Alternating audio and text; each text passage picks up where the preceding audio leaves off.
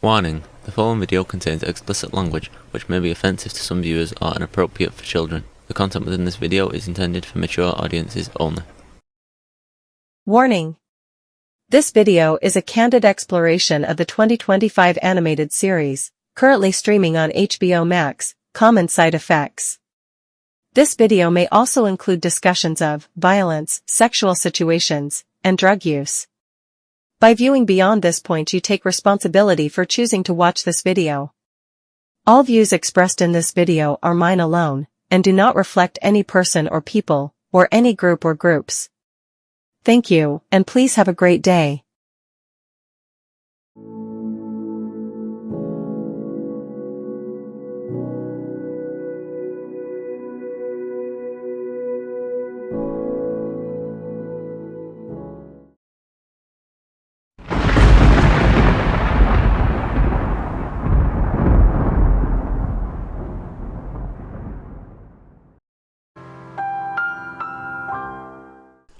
Hello, and welcome to this video.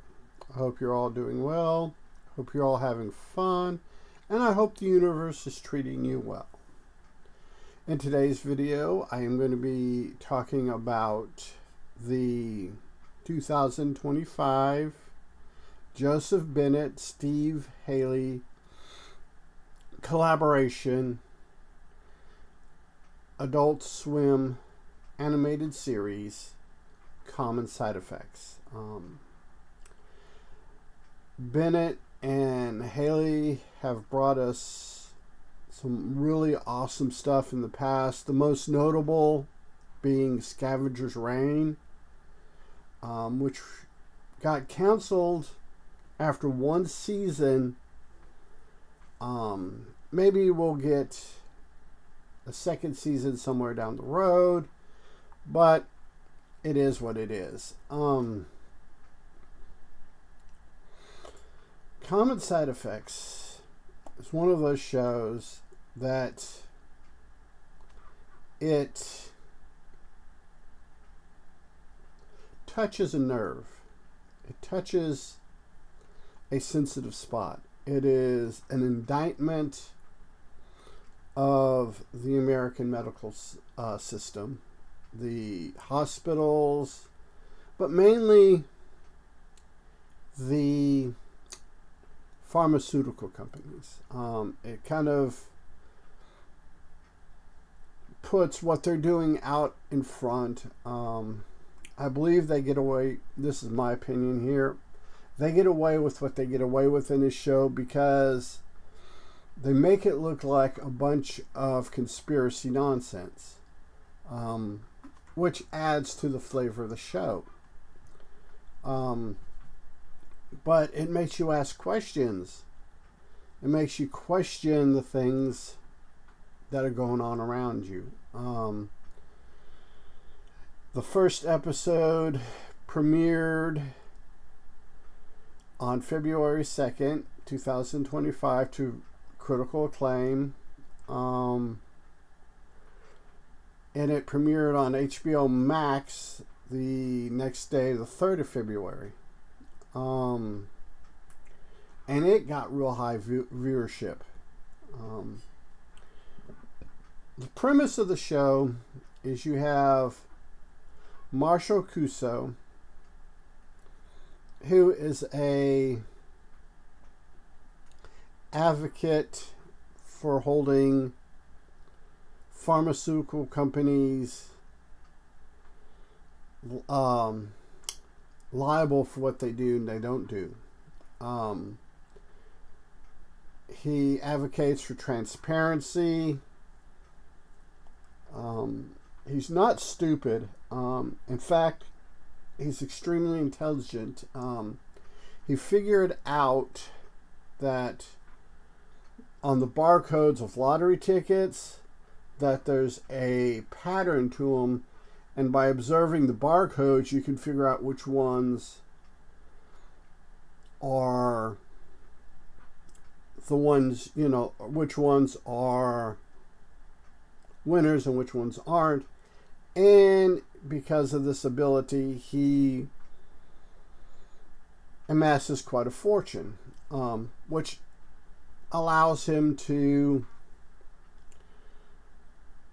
do more exploration into his passion of mycology, which is the study of mushrooms.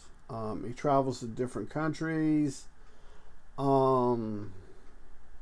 has run-ins in the different countries with pharmaceutical companies. He has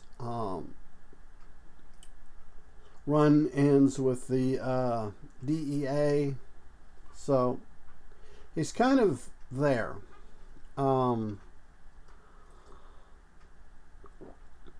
Marshall Cuso is voiced by David King, who I think embodies Marshall.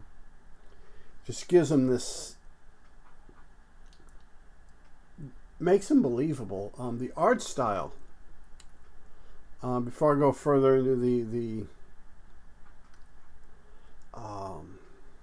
other characters, the art style is kind of interesting. Everything on the bodies are proportional except the head. The heads are larger than normal, but the face, the eyes, nose, mouth, ears, and all that is for a proportional, is proportional to the body and not the head. And it gives, the characters are really interested and distinct view. So I wanted to go ahead and throw that out there because I think it's important, because it helps in the enjoyment of the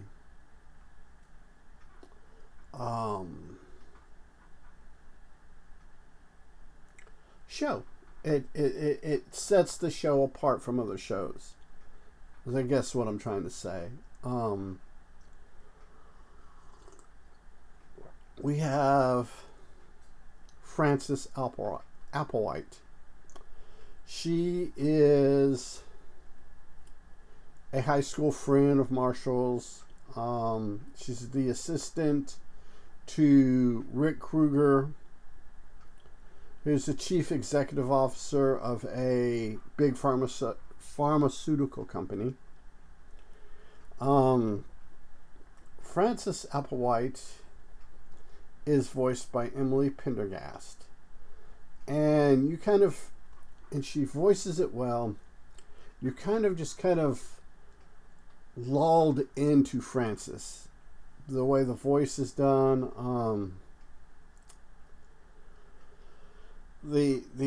And Pendergast I think Pendergast is probably somebody that you wouldn't have immediately went to, but when you listen to it and you watch the show, you're like, yes.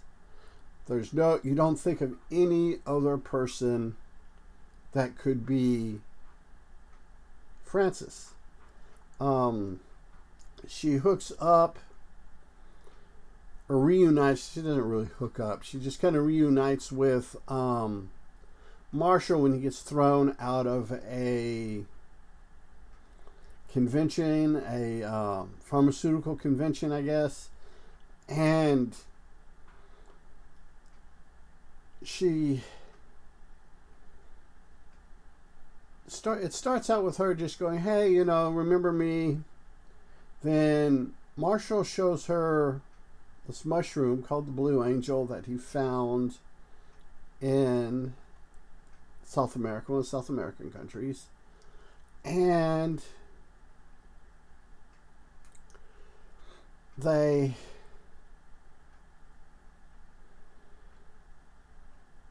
she starts to realize that this could probably save her company.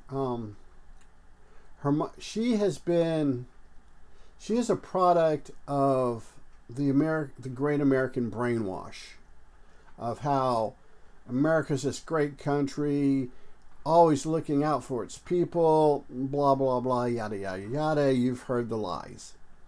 And how this is, and she when Marshall shows her this mushroom and how effective it is, and he does this by snapping the neck on a pigeon, giving the pigeon some of the mushroom, and it apparently brings the pigeon back to life. Now we're getting to my two favorite characters. DE agents Capano and Harrington. Capano is voiced by Joseph Lee Anderson, and Agent Harrington is voiced by Martha Kelly. This is probably one of the coolest, if not the coolest, buddy cop pairings I've ever seen in my 55 years of life. It just, they work so well. They're yin and yang. In the 8th episode, Capano's laying out some stuff, and to represent the characters, he sets salt and pepper. Just for background information, Capano is black, Harrington is white. Harrington is also lesbian, but he's setting the scene up. He's connecting the dots on some things, and he sets salt and pepper on to represent him and Harrington. And Harrington's like, "Ooh, I'm pepper because I'm so spicy," and it's just one of those things that it's just wonderful. Both these characters, the way they interact with each other, she is constantly all through the series losing bets to him, and I think because she wants to. It's just, she's never broken up about it. She's never pissed off about losing the bet. She's kind of thrilled that she lost the bet. One of the early episodes, there's a scene where they're looking through the security camera footage at Marshall Cuso's place. He's fled, and the DEA has basically seized the property. And they're looking through the security thing, and he's feeding at a certain time, like every day. He goes out and he feeds wild ducks. Throws them grain and corn and what have you. And she basically makes the bet that the ducks won't be back. And they go back, and they're there at that particular time, and the ducks show up. And she's kind of happy to be wrong. It's that kind of duel they are, and it's wonderful. Like I said, they are my favorite two characters in the show. Capano is first portrayed as kind of a conspiracy buff type person, but as you get more into it, you see that there's a method to his madness. That a lot of the stuff that he does overtly for other people to see comes across as crazy, but there's an agenda under that, and it's wonderfully played. Rick Kruger, who is voiced by Mike Judge, who is also the voice of Hank Hill for you King of the Hill fans. Side note, this is produced by Mike Judd's Bandera Productions Company. And Rick is the CEO of the pharmaceutical company. And he's kind of checked out. He's at that point in his life where he's got his money. He's kind of checked out. He relies way, way too much on Francis. And he's more invested in a video game on his phone than he is his job. Like I said, he's checked out. He's like, you know, I'm at the point where, fuck it, I'm out.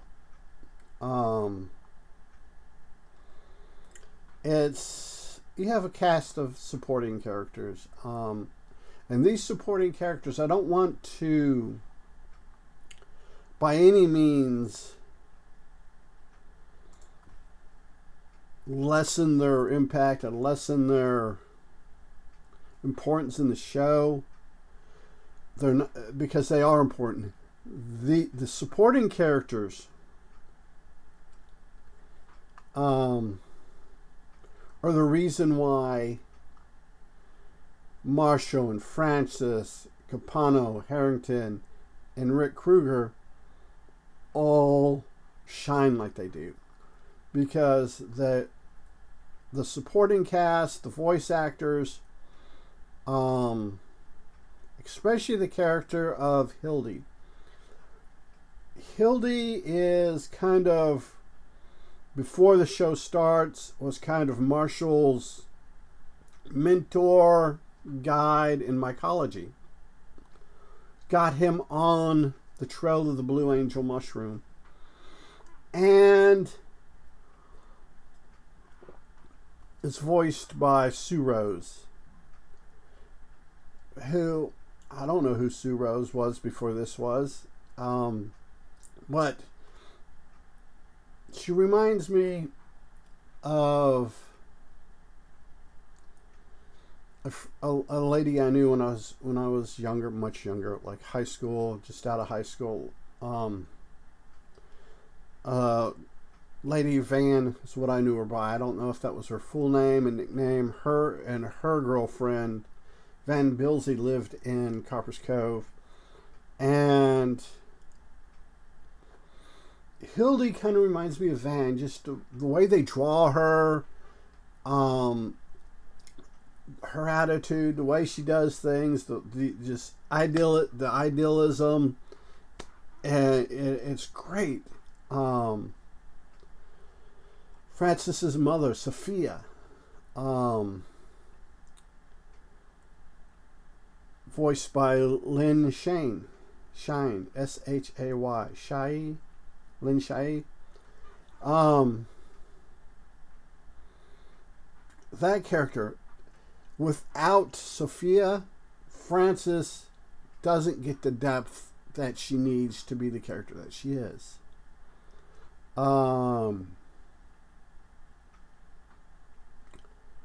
You have Kiki, who's voiced by Christina Coe.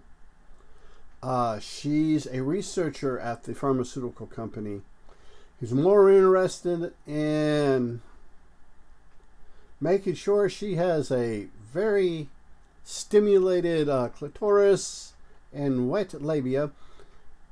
Her words, not mine. She's a researcher. She lends to the depth that we get out of Francis. Zane, Marshall's half-brother, who owns a pet store, I guess. Illegally imports animals. Takes an ass ton of psychedelic drugs. And for some reason has a successful business when all he wears is sweaters and underpants. Okay,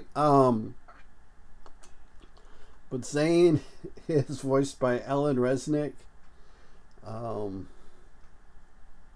And it's just these background characters, they flesh without the depth of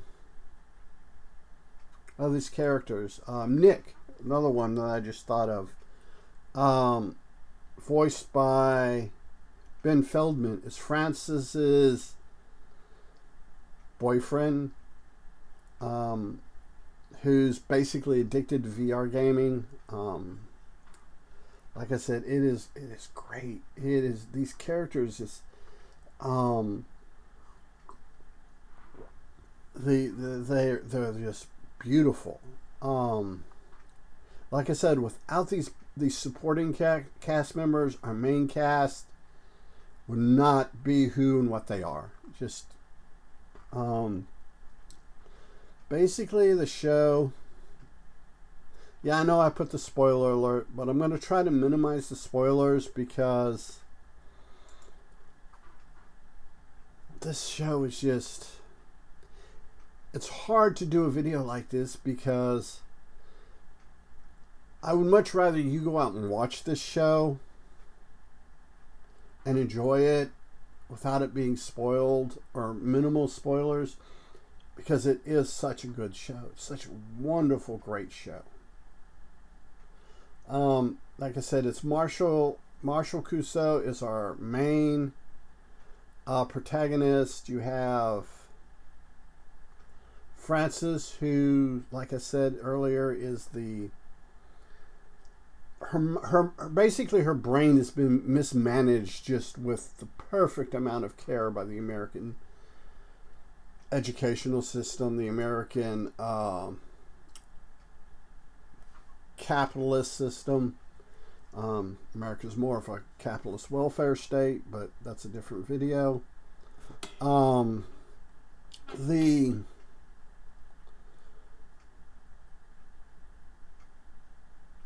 It's just this great thing. That's this journey. The mushroom does have an hallucinatory effect. Both Frances and Marshall take the mushroom when they don't need to, when they're not injured or helped. That's another thing we're 22, 23 minutes in, I haven't explained why this mushroom is so important. This mushroom is so important because it is a cure-all. Like I said earlier, he snapped the neck on this pigeon, gave it some of the mushroom, brought it back to life, boom. There's a scene in which it is demonstrated to the DEA that where a guy stabs himself through the hand, pulls the knife out, and eats a mushroom, and the head of the DEA witnesses firsthand the power of this mushroom and the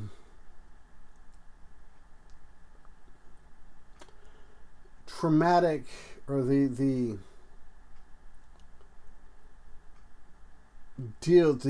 financial implications and how it could totally destroy the pharmaceutical industry in America. That particular character that did stab through his hand gets executed at the end of that episode, and it's intrigue and comedy and all this really great stuff thrown together. Go watch this for yourself. It's a great show. It is more than worth the time to watch. Each episode runs between about 15 to 20 minutes, so it's not that long. There's 10 episodes, 150 to 200 minutes, almost 3 hours total. So, and it has been greenlit for season 2, so there's that. I am really looking forward to that. So, and as usual, people, I'm going to wrap it up here. And remember, to be a good human, be good to other humans. Peace. Hey, it's 10 p.m. Do you know where your children are?